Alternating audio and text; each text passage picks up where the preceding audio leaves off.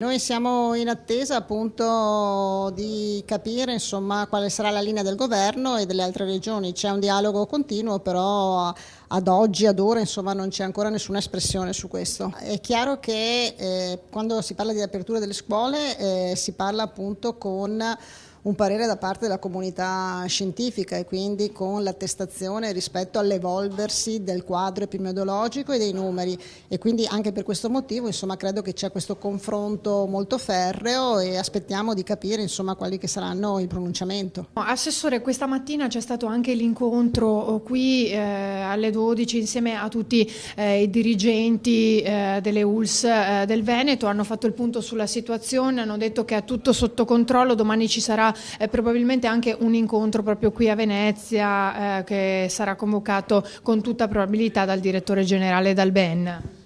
Sì, abbiamo fatto l'incontro con i direttori generali per fare il punto della situazione, per capire com'è la situazione nelle singole aziende, nei singoli ospedali per quanto riguarda i presidi e quindi le distribuzioni, insomma, che sappiamo che c'è stato un ordinativo massiccio da parte di Azienda Zero che adesso deve essere distribuito, lo stanno distribuendo, e poi insomma per capire un po' com'è la situazione nelle singole aziende.